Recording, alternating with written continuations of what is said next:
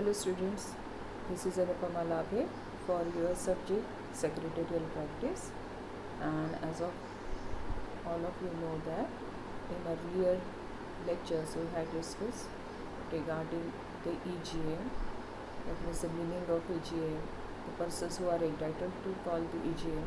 Under that we had discussed the EGM by Board of Directors on its own, and then we already discussed the extraordinary general meeting called by the Board of Directors on requisition, and in today's lecture we are going to discuss the person, that is requisitionist themselves, can call the EGM. So let us start with our today's lecture. क्या हुआ था, इसके पहले हमने जो EGM है उसका meaning देखा था, उसका पर्पस देखा था, और ये भी देखा था कि कौन से पर्सन्स है जो एंटाइटल्ड है to call the extraordinary general meeting. उसमें हमने देखा था बोर्ड ऑफ डायरेक्टर्स खुद होके ये EGM को कॉल कर सकते हैं। फिर हमने देखा हुआ था कि रिक्विजिशनिस्ट रिक्विजिशन देते हैं बोर्ड ऑफ डायरेक्टर्स के पास और वो उस तरह की मीटिंग को कॉल कर सकते हैं। आज हम देखेंगे जो बचे हुए दो है, that is requisitionist themselves and the tribunal. तो पहले देखते हैं कि EGM called by requisitionist themselves में क्या होता है, वो कब ये ऐसी मीटिंग को कॉल कर सकते हैं। देखिए, सबसे पहले हमने देखा था रिक्विजिशनिस्ट को क्या करना है, बोर्ड ऑफ डायरेक्टर्स के पास एक एप्लीकेशन देनी है या तो रिक्विजिशन देनी है, और उस रिक्विजिशन को देखते हुए कंपनी यानी बोर्ड ऑफ डायरेक्टर्स क्या करते हैं, मीटिंग को कॉल करते हैं। लेकिन हो सकता है कि ऐसी मीटिंग को कॉल करने के लिए बोर्ड ऑफ डायरेक्टर्स फेल हो या ऐसे मीटिंग को वो कॉल ना करें। Under that situation only the requisitionist can call the EGM. So let us see, if the board does not और fails to call the meetings. देखिए, या बोर्ड ऐसी मीटिंग को कॉल नहीं करती है या तो फेल होती है to call the meeting within 21 days fixing the meeting within 45 days of the deposit of valid requisition. देखिए, एक तो 45 डेज के अंदर, यानी जिस दिन रिक्विजिशनिस्ट ने एक वैलिड रिक्विजिशन कंपनी के रजिस्टर्ड ऑफिस में डिपॉजिट की है, उस 45 डेज़ के अंदर कंपनी को 21 डेज़ की नोटिस दे के एक मीटिंग को फिक्स करना है। लेकिन ऐसे मीटिंग को अगर बोर्ड जो है वो कॉल नहीं करती या fails to call such a meeting, then क्या होता है, the meeting may be called by the requisitionist themselves. तो ऐसे इसमें जो मीटिंग है वो कौन कॉल कर सकता है, रिक्विजिशनिस्ट खुद होके ऐसे मीटिंग को कॉल करते हैं। Such meeting shall be called by the requisitionist within 3 months from the date of receipt of the requisition. तो क्या कर सकते हैं, यानी 3 महीने के अंदर, जिस 3 महीने के अंदर यानी जिस डेट पे उन्होंने रिक्विजिशन वैलिड रिक्विजिशन कंपनी के पास डिपॉजिट की है, उस डेट से 3 महीने के अंदर ऐसी मीटिंग को ये रिक्विजिशनिस्ट है वो कॉल कर सकते हैं।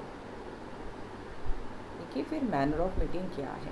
हर कोई मीटिंग लेनी है तो उसके कुछ रूल्स एंड रेगुलेशंस रहते हैं, कुछ प्रोविजंस रहते हैं। तो देखिए इसमें क्या है, meetings convened by the requisitionist must be held in the same manner as meeting convened and held by the board. यानी उन्हें उसी तरह से मीटिंग को कॉल करना है, कन्वीन करना है, जिस तरह से बोर्ड ऑफ डायरेक्टर्स मीटिंग को कन्वीन करते हैं। और जो एक्सपेंसेस है जो मीटिंग के लिए इनकर्ड हुए हैं रिक्विजिशनिस्ट से, ये देखिए मीटिंग को कॉल करना है तो एक्सपेंसेस जो है वो आते ही है, लेकिन ये जो एक्सपेंसेस है वो रिएम्बर्स होते हैं कंपनी से।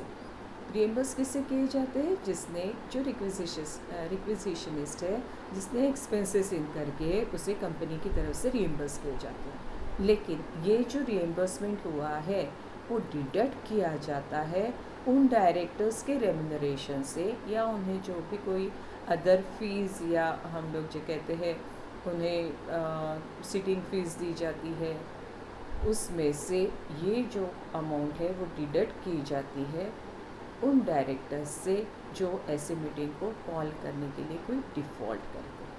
देखिए क्या बताया है उन्होंने, any reasonable expenses incurred by the requisitionist in calling meeting shall be reimbursed to the requisitionist by the company, and the sum so paid shall be deducted from any fee or other remuneration under section 197 of the Companies Act 2013 payable to such of the directors who were in default in calling the meeting.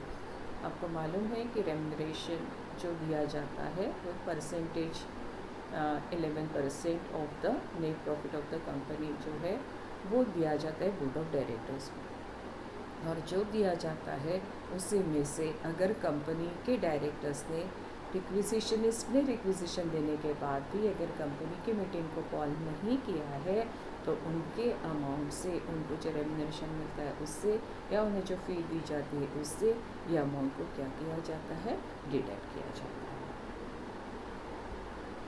अब दूसरा है जो कि national company law tribunal जो है वो भी EGM को कॉल कर सकती है। कब कर सकती है वो देखते हैं।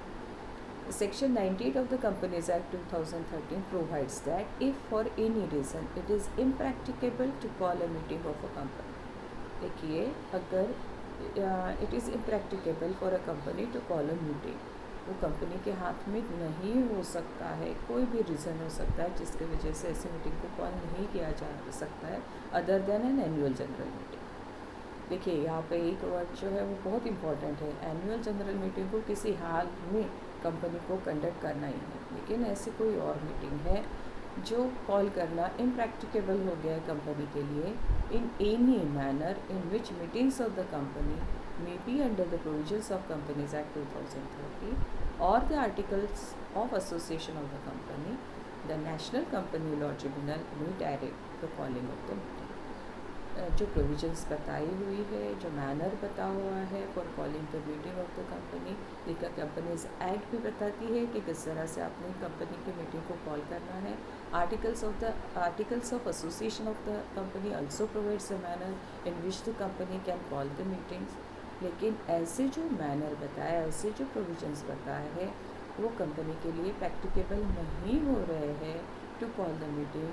Under such situation, the company law tribunal may direct the calling of the meeting. तो ऐसे इसमें कंपनी लॉ ट्रिब्यूनल जो है वो डायरेक्शंस दे सकता है कि आप इस तरह से मीटिंग को कॉल कीजिए। फर्स्ट वन है ऑन इट्स ओन मोशन। देखिए क्या क्या हो सकता है, खुद होके भी वो इस तरह से डायरेक्शन दे सकता है कंपनी को, क्या कंपनी की मीटिंग को इस मैनर से कॉल कीजिए। हो सकता है ये नहीं है, कोरम सफिशेंट नहीं है, तो कंपनी लॉ ट्रिब्यूनल कितने कोरम मिनिमम कोरम भी बता सकती है, उससे भी यानी जो लिमिटेशन है कि minimum number of members must be present at company, उससे बिलो भी जाके कंपनी लॉ ट्रिब्यूनल जो है वो डायरेक्शन दे सकती है कि इतने भी मेंबर्स रहे तो भी you can call the meeting. तो ऑन इट्स ओन मोशन यानी खुद होके डायरेक्शन दे सकती है। On the application of any director, हो सकता है कि डायरेक्टर खुद हो के ट्रिब्यूनल के पास जाए, उनको एक एप्लीकेशन दे कि इस तरह से मीटिंग हम लोग कॉल नहीं कर पा रहे हैं,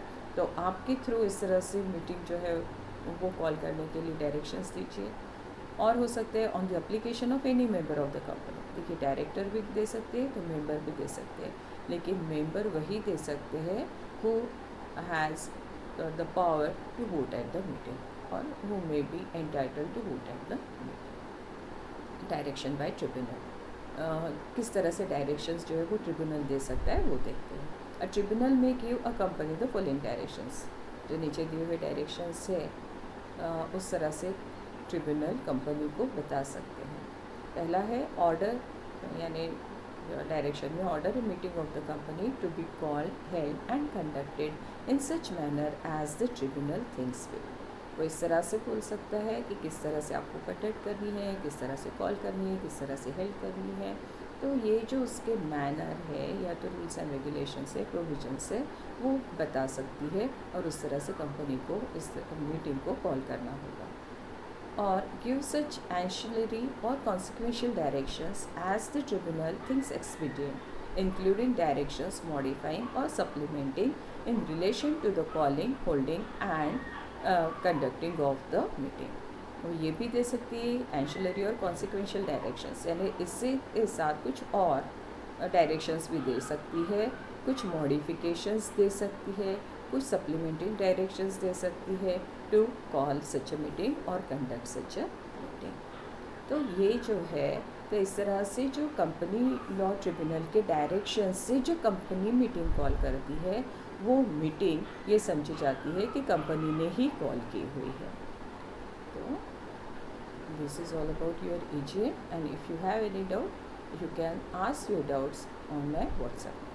Okay, thank you.